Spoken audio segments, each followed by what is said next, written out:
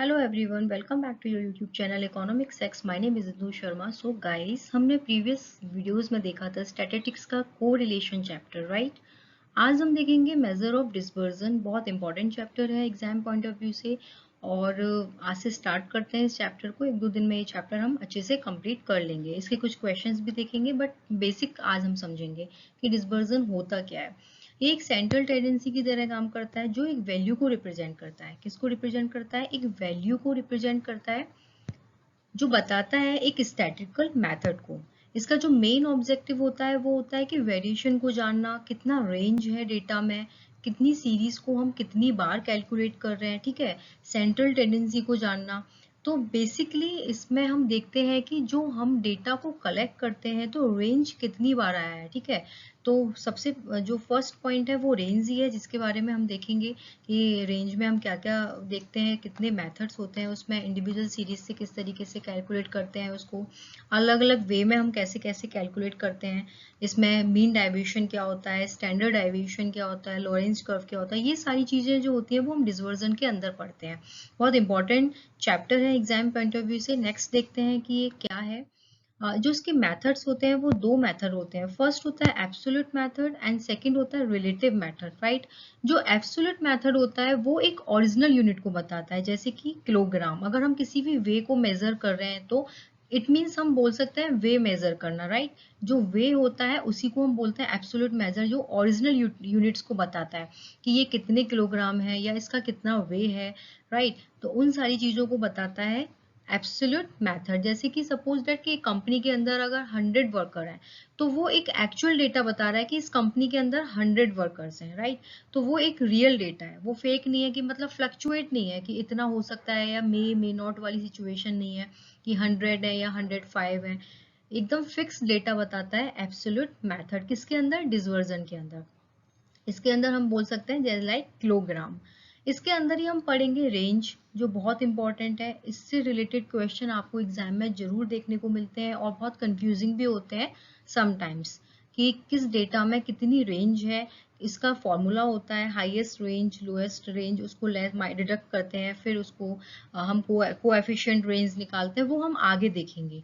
And next होता है quartile deviation. इसके अंदर हम बताते हैं इंटर क्वार्टाइल रेंज, ठीक है, इसको हम बोलते हैं इंटर क्वार्टाइल रेंज, इसको हम ये भी बोलते हैं, राइट।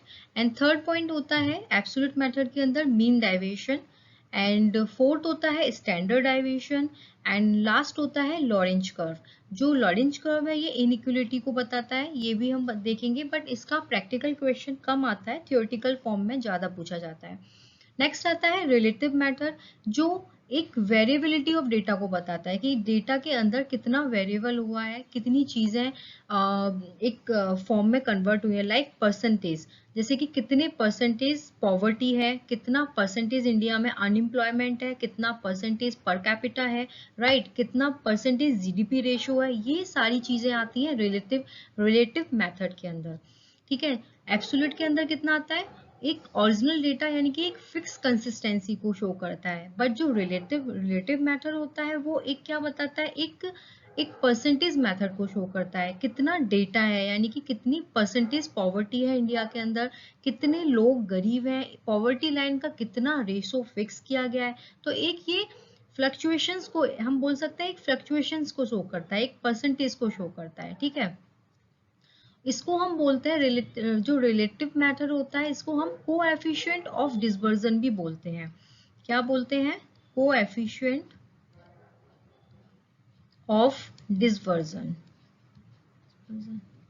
कोएफिशिएंट ऑफ डिस्पर्जन, ये रिलेटिव मेथड को ही हम बोलते हैं, ठीक है। इसके अंदर हम पढ़ेंगे coefficient range, coefficient quartile deviation, coefficient mean deviation, coefficient standard deviation and coefficient variation, ठीक है। ये सारे जो फॉर्मूलाज होते हैं, ये जो दो मेथड हैं, इसके अंदर जितने भी पार्ट्स हैं इसको हम वन बाय वन कंप्लीट करेंगे। और इन मेथड्स के अंदर से ही ऑलवेज एग्जाम में क्वेश्चन देखने को मिलता ही मिलता है।